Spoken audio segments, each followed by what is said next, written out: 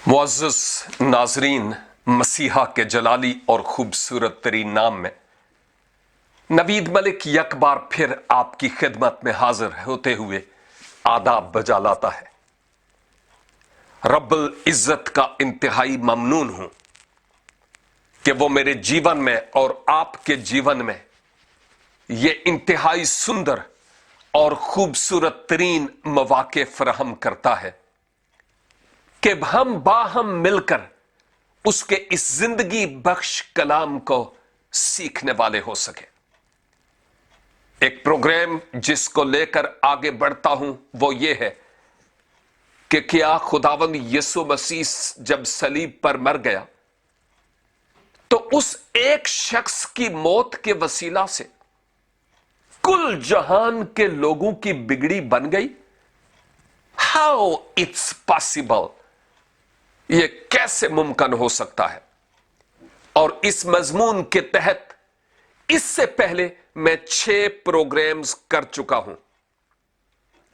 हर programme 10 minute का है और अगर आपने कुछ प्रोग्राम्स नहीं देखे तो फेसबुक पर मेरे किसी भी प्रोग्राम के नीचे आप अपना कमेंट दें तो आपको जरूर जो प्रोग्राम चाहिए आपको मिल पाएगा। साथ ही साथ मैं आपको यह भी बताना चाहता हूं कि आज चूंकि 7वां प्रोग्राम है और हमारा हर प्रोग्राम बहुत कलील यानी शॉर्ट होता है, सिर्फ 10 मिनट का, ताकि हम इजीली इन बातों को समझ सके। गुजरे प्रोग्राम में हमने यह मुतालिया किया था कि अगर इंसान अपनी नेकियों के सबब से अपने आप को 100% पाक और रास्तबाज नहीं बना सकता तो फिर कुर्बे इलाही कैसे हासिल हो सकती है। हमने इस मौजू पर बात की कि चूंकि इंसान तो नारास्त है, रास्तबाजी का काम करना चाहे भी, नेकियां करना चाहे भी तो उससे बन नहीं पड़ती। यूं तो इंसान जहन्नम रसीद होगा, लेकिन खुदा मोहब्बत है। उसने गुनाहगार इंसान को अपनी कुर्बत और अपनी नजदीकी में लाने के लिए क्या इंतजाम किया, इसी मौजू पर तो हम बात कर रहे हैं। बाइबल का खुदा खुदाए मोहब्बत है। याद कीजिए कि हमने हजरत आदम से लेकर एक मौजू पर बात की कि किसी ना किसी तरह से गुनाहगार इंसान रब्बुल इज्जत के हुजूर कोई ना कोई नजराना, कोई ना कोई कुर्बानी लेकर आता रहा, यहां तक कि खुदा ने बजाते खुद इंसान को कुर्बानी करने के लिए कहा। लेकिन इंसान का दिल जो था वो नारास्त था। हैवानात की कुर्बानी तो करता चला गया, लेकिन इंसान का दिल वहां का वहां ही था, जो दुरुस्त नहीं था,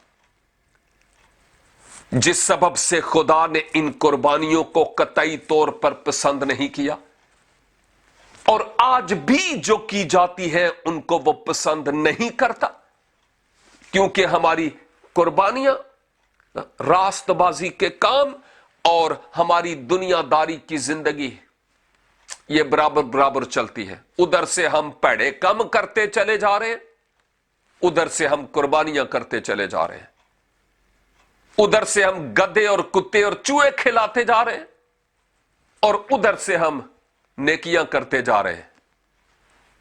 ये चीजें खुदा को कतई तौर पर पसंद नहीं है। एक ही इंतजाम जिसके तहत गुनाहगार इंसान कुर्बे इलाही हासिल कर सकता है, वो इंतजाम उसकी तरफ से है। खुदा मोहब्बत है और उसने गुनाहगार इंसान के लिए इंतजाम किया ताकि दुनिया का कोई भी शख्स जो अपने आप को गुनाहगार तस्वर करता है, खुदा के उस अज़ली और अबदी इंतजाम पर ईमान लाने के वसीला से खुदा की कुर्बत और उसकी नजदीकी हासिल कर पाए। यह बिल्कुल ऐसे ही है, आप समुंदर में हैं, तैर रहे हैं लेकिन तैरना आता नहीं है, पानी के अंदर जाते ऊपर आते हैं, चंद सेकंड के अंदर आप पानी के अंदर गए और खत्म हो जाएंगे। लेकिन अचानक परवरदिगार एक मौजज़ा करता है, एक शख्स वहां आपके करीब कश्ती लेकर खिलाफे तवक्के अनएक्सपेक्टेडली वहां हाजिर होता है और आपको कहता है जान बचाने के लिए इस कश्ती में आ जा। इंतखाब आपका है, चॉइस आपका है कि आप उस कश्ती में जाएं या पानी के अंदर जाएं और मछलियों की खुराक बन जाएं और दोबारा ऊपर आए भी तो आपकी लाश आए। आप क्या पसंद करेंगे? सोचें। परवरदिगार ये जितनी भी कुर्बानियों की एक लाइन हम देखते हैं, हजरत आदम, हजरत हाबील काबील, हाबल और कायन, हजरत नूह, हजरत अब्राहम, और फिर जितने भी बनी इसराइल की कौम में कुर्बानियां होती रही, ये एक आने वाली अजीम कुर्बानी की तरफ इशारा कर रही थी। और वो कुर्बानी इंसान के लिए इंसान की कुर्बानी थी। याद कीजिए, खुदा इंसानों की कुर्बानियां पसंद नहीं करता, वो कबूल नहीं करता। हजरत इसहाक की कुर्बानी भी होने नहीं दी उसने, क्योंकि वो हजरत अब्राहम का ईमान देख रहा था। और अब खुदा ने क्या किया? कलाम मुकद्दस में लिखा हुआ है, तौरात की किताब में, कि इब्तदा में खुदा ने अर्ज़ो समा को पैदा किया। और फिर उसके बाद लिखा है, और खुदा का रूह पानियों की सतह पर जुम्बश करता था। और तीसरी आयत में लिखा है, खुदा ने कहा कि ये हो जा, तो वो हो गया। ये जो खुदा ने कहा है, ये खुदा का कलाम है। और अब जब मैं आज के दौर में इस किताब मुकद्दस को बुनियाद बनाते हुए देखता हूं, तो इंजील मुकद्दस में, अहद जदीद में एक बात बड़े क्लियर और वाज़े तौर पर नजर आती है, और वो ये है कि खुदा बजाते खुद हजरत यूहन्ना की मार्फत यह कहता है कि इब्तदा में कलाम था।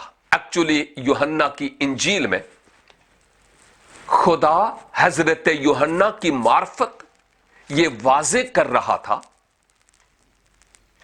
कि जो यीशु मसीह है वो कौन है, उनकी शख्सियत और उनकी जात से मुताल्लिक बयान कर रहा है।